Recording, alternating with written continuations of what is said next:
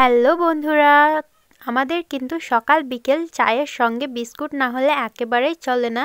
তাই আমি তোমাদের সঙ্গে আজ শেয়ার করব এমনই একটা বিস্কুটের রেসিপি যেটা খেতে হবে অনেকটাই টেস্টি, আর এটা বানাতেও কিন্তু খুব বেশি উপকরণ লাগে না। তো চলো রেসিপিটা শেয়ার করা যাক।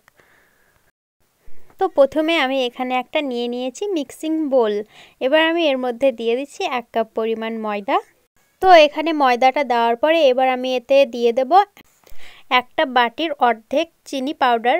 আমি এখানে চিনিটাকে খুব ভালোভাবে গুঁড়ো করে নিয়েছি। তারপর আমি এটা ময়দাতে দিয়ে দিলাম। তোমাদের যদি চিনির পরিমাণটা আরও বেশি লাগে তাহলে কিন্তু তোমরা চিনির পরিমাণটা আরও বাড়িয়ে দিতে পারো। তারপর আমি এতে দিয়ে দিচ্ছি বেকিং পাউডার। তো এই শুকনো উপকরণগুলোকে এবার আমি হাত দিয়ে খুব ভালোভাবে মাখিয়ে নিচ্ছি।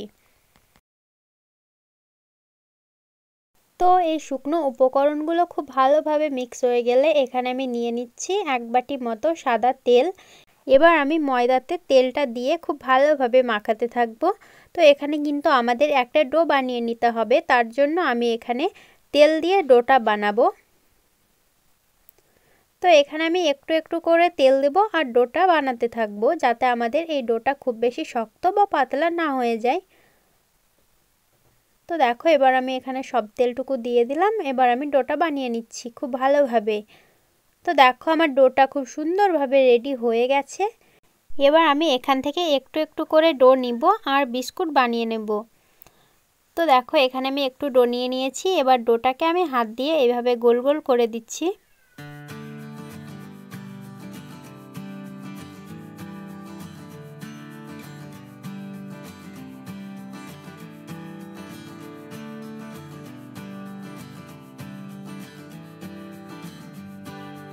এখানে দেখো আমার কিন্তু একটা বিস্কুট বানানো হয়ে গেছে। তারপর আমি সব বিস্কুটগুলো একইভাবে বানিয়ে নিচ্ছি।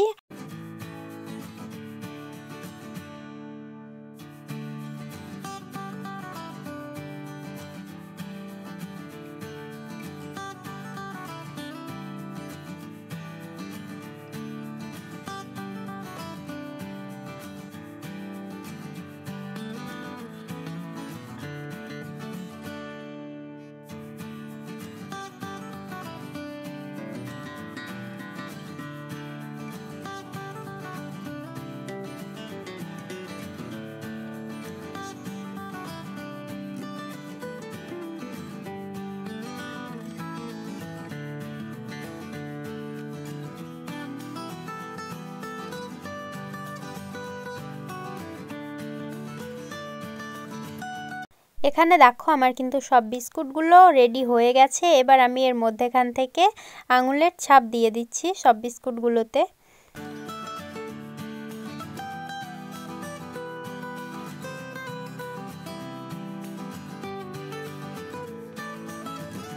তো সব বিস্কুটগুলোতে এভাবে আঙুলের ছাপ দেওয়ার পরে এবার আমি এর মধ্যেখান থেকে দিয়ে দিচ্ছি একটা করে কিশমিশ।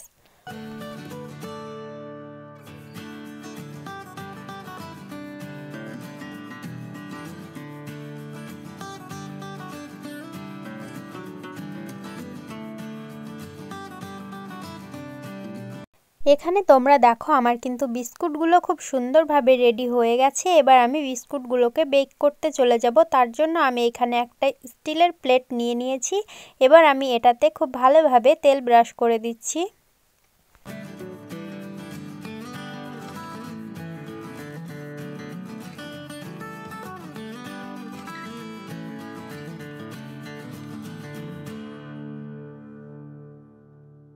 তো এটাতে খুব সুন্দরভাবে তেলগুলোকে ব্রাশ করে দেওয়ার পরে এবার আমি বিস্কুটগুলো এটার উপরে রেখে দিচ্ছি। তো প্লেটে সব বিস্কুটগুলোকে তুলে নেওয়ার পরে চলো এটাকে এবার আমরা বেক করে নেব। তার জন্য আমি চুলায় একটা কড়াই বসিয়ে তার উপরে দিয়ে দিয়েছি একটা স্ট্যান্ড। এবার আমি এটাকে খুব ভালোভাবে হাই হিটে প্রিহিট করে নিয়েছি। তো এর উপরে এবার আমি বিস্কুটগুলোকে রেখে দিলাম। এবার আমি বিস্কুটগুলোকে ঢাকা দিয়ে 30 মিনিট মতো খুব ভালো করে জাল করে নেব। তো এখানে বিস্কুটগুলোকে লো ফ্লেমে 30 মিনিট জাল করে নেওয়ার পরে দেখো আমাদের কিন্তু বিস্কুটগুলো রেডি হয়ে গেছে। আর এখন কিন্তু বিস্কুটগুলো অনেকটাই নরম থাকে, তাই এটা আমাদের যতক্ষণ না ঠান্ডা হয়ে যাচ্ছে অপেক্ষা করতে হবে। তো এবার দেখো আমার বিস্কুটগুলো অনেকটাই ঠান্ডা হয়ে গেছে। আর এগুলোকে আমি একটা প্লেটে তুলে নিয়েছি। আর তোমরা দেখেই বুঝতে পারছো আমার বিস্কুটগুলো কতটা সুন্দর ও পারফেক্টভাবে রেডি হয়েছে। তোমরা কিন্তু এটা অবশ্যই বাড়িতে ট্রাই করো, তোমাদের অনেক অনেক ভালো লাগবে। আর এর ভেতরটাও আমি তোমাদের ভেঙে দেখিয়ে দিচ্ছি কতটা সুন্দর হয়েছে।